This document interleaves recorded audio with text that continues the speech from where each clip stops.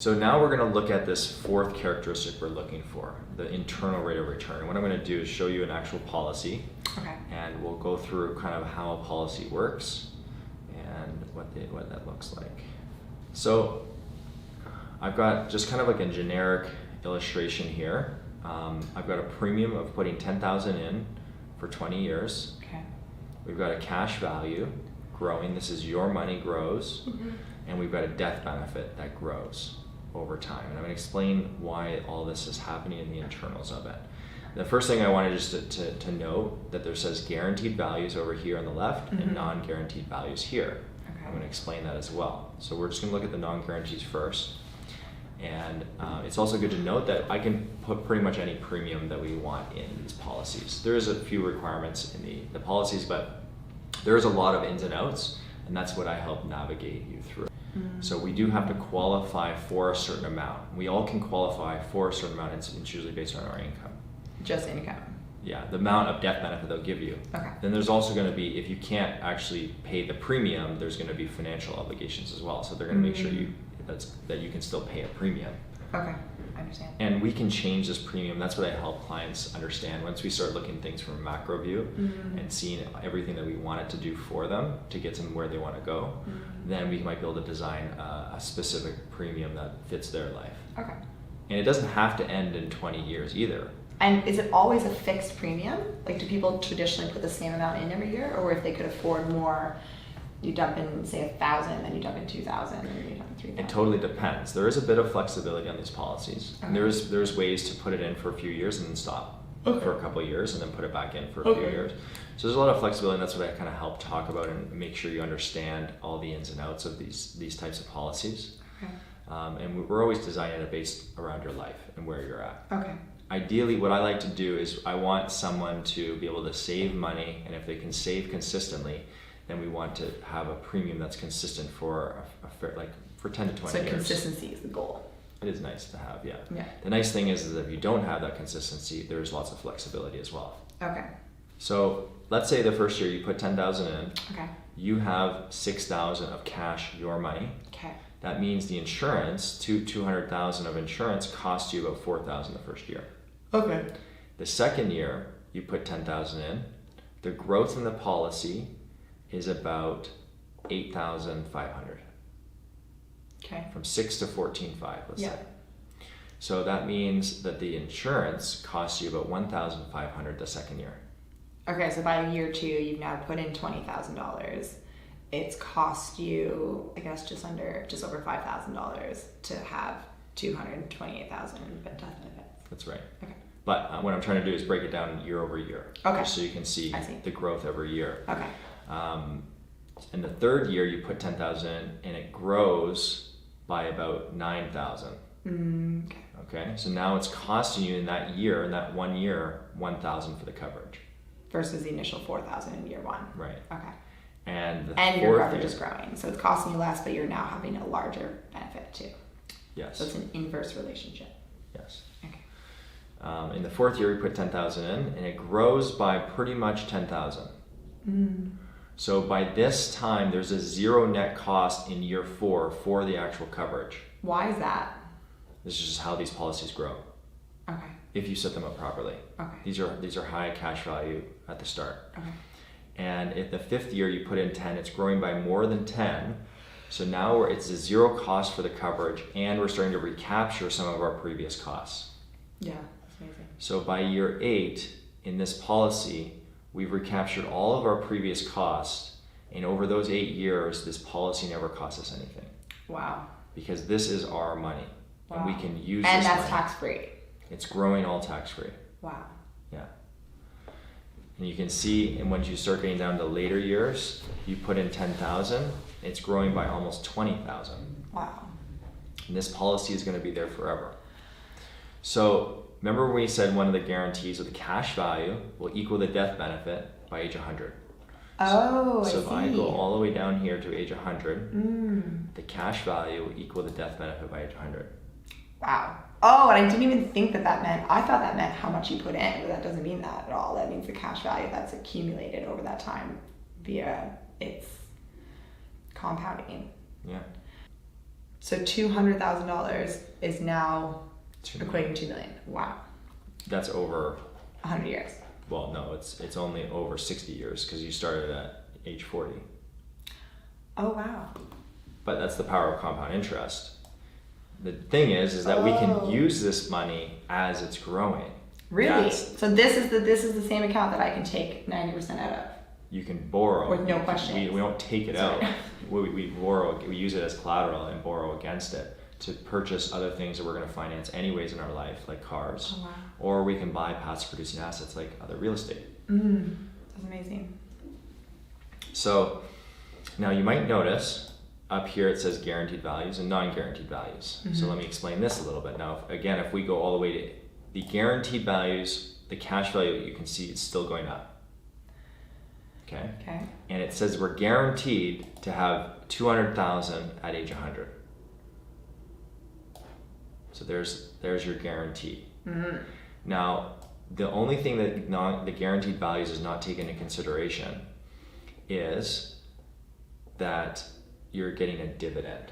So the dividend in these policies are the only thing that are not guaranteed. Okay.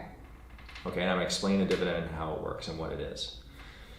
Now, the first thing, before I get into actually what the dividend is and how it works, it's good to understand that you're participating in the profits of the company. Okay. So you're transferring your investment risk to them, and they're doing all the investing. And then if they make money, they give you a dividend, and we take that dividend, and what do? We buy more death benefit. If you have more death benefit, that's going to increase your guarantee and your cash value, the increase in it. Once a dividend is declared, it can never be taken back, and it's now part of your guarantees. Oh, okay. Okay. However, so do some people choose to take the dividend out and not reinvest it? possibly, but that's not What's a the great point? design, What's the point and the of that? policy Yeah. would be taxed. Okay. So there's 5 different things we can do with the dividend. One of those things is buying more insurance, which is the way we set up our policies so that they funnel and grow the cash value even more. What are the other 4 things? I'm not going to get into that today, but it's a good question for another day. Okay. So if you look at these numbers, the first year you get a dividend, we bought 13,000 of extra insurance. I see. So now our new guarantee is 213,000. All of these numbers on the left are wrong. Yes. As soon as you get a dividend declared. Yeah. If you get a dividend the next year, now it's 228 as our new guarantee. Yeah. And then the next year, 245. So the right side projections are based on the current dividend scale, which is at about a 35-year low right now because of all the low interest rates. The thing to understand is that if you look from a macro perspective, it doesn't really matter where the dividend scale goes, that it's always going to be better than pretty much every other guaranteed assets that are out there. Okay. Because of how that it's being invested and grown within the insurance, and you're also participating in other things. So the dividend, how does the dividend work? So the first thing to understand is that when you're buying a policy, you're buying into what's called the participating account. So the policies that we use, the whole life policies we use in Canada, are participating whole life policies. It means you participate in the profits of the company. Okay. And they have this par account that there's billions of dollars in, depending on what insurance company you're looking at. Okay. Now, this is the place where all of the premiums are going to go. Yes. So that's where everybody who's dumping in their $10,000 each is going into this account. Right. This account also has to pay out any death benefit claims. Yeah. Okay. It's got to pay out admit fees. So there's... It also has to pay out dividends. Yeah, we're going to get to that. Okay. So excited.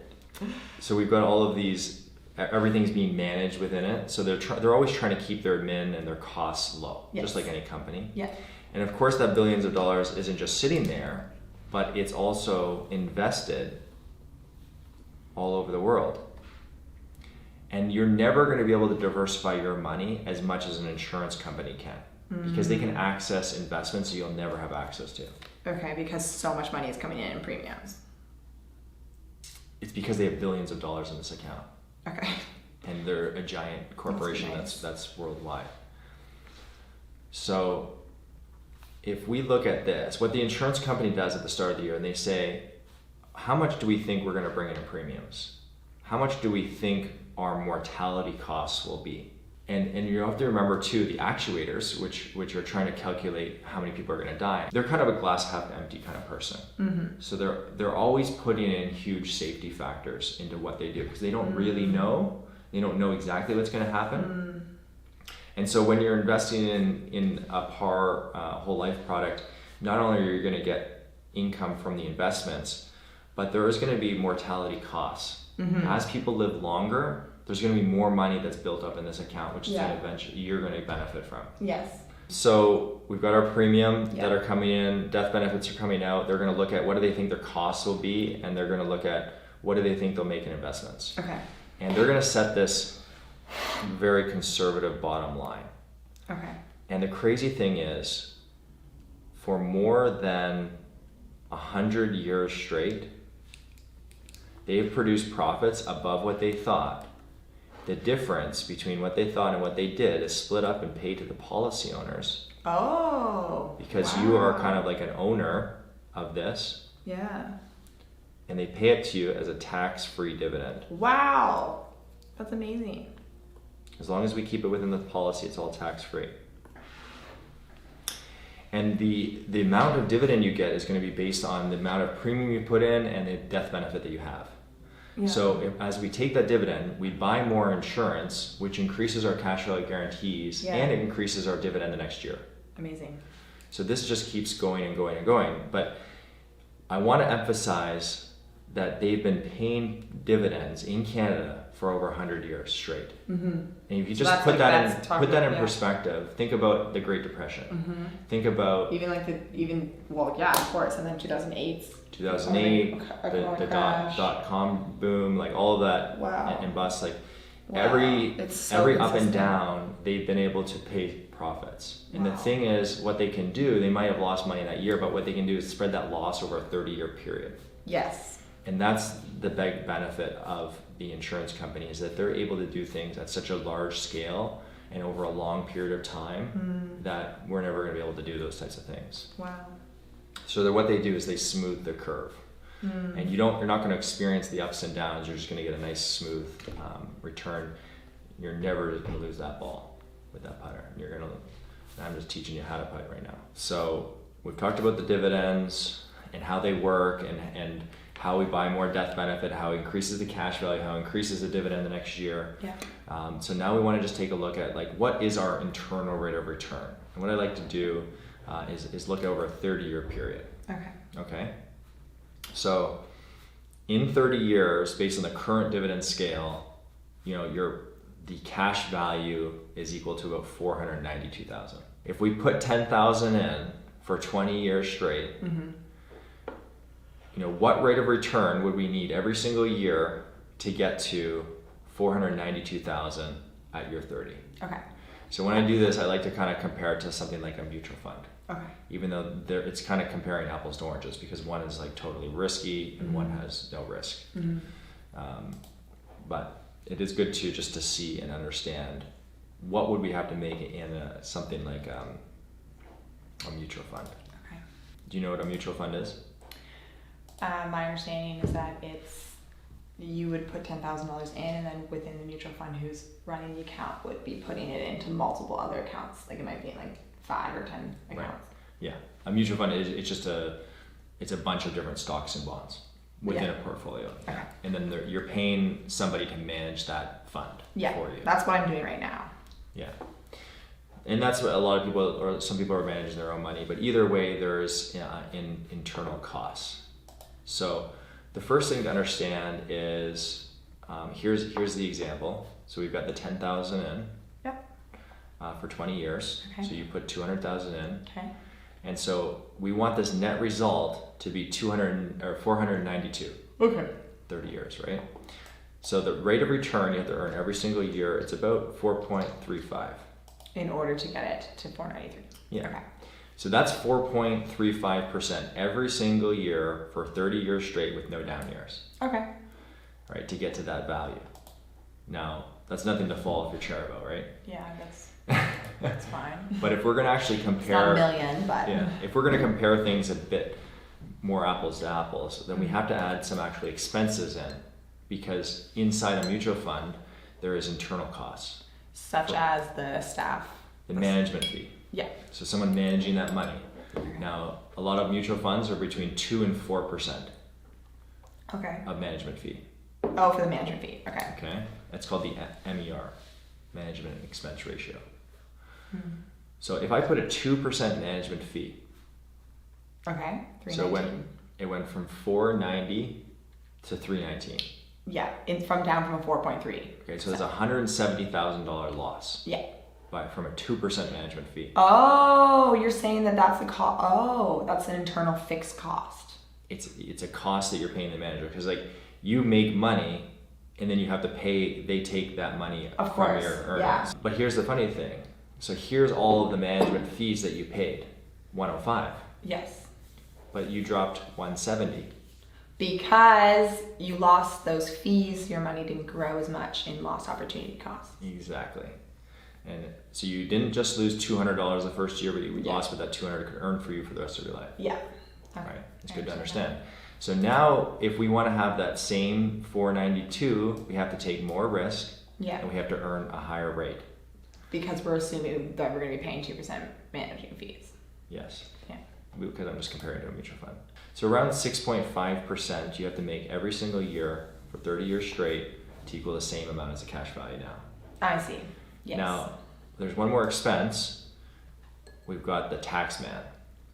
So if this is not in a tax-free environment, growth, which is only a few, and if you're putting more money than you can put in your TFSA, well, that's going to be taxed. I see. So if we're in a 30% tax bracket, which is like the lowest tax bracket, Yeah. then we're going to be losing another 160,000. So now what do we have to do? We have to Now we got take more risk, make a higher rate of return in order to just even match. to get back. I think it was, Wow. yeah. So now we have to make 9.25% in this mutual fund every single year for 30 years straight, just to have the same amount of money in the cash value with none of the benefits. This is with no other insurance or loan options or anything like that. So if we're talking about the internal rate of return, this is what you're looking at. I see. Does this make sense? Yeah. Is there any other questions on internal rate of return? Next, we want to look at external rate of return. Yeah, no, I think I understand that. Okay, great. So we just talked a lot about the putter, about a product. But let's go back to what we really want to focus on here. And we want to focus on this private financing strategy. Okay. We want to understand how can we use money to be more effective. You don't have to use the insurance policy. Your house is actually a great resource to be able to use this, but you have to understand the concept of using other people's money. Okay.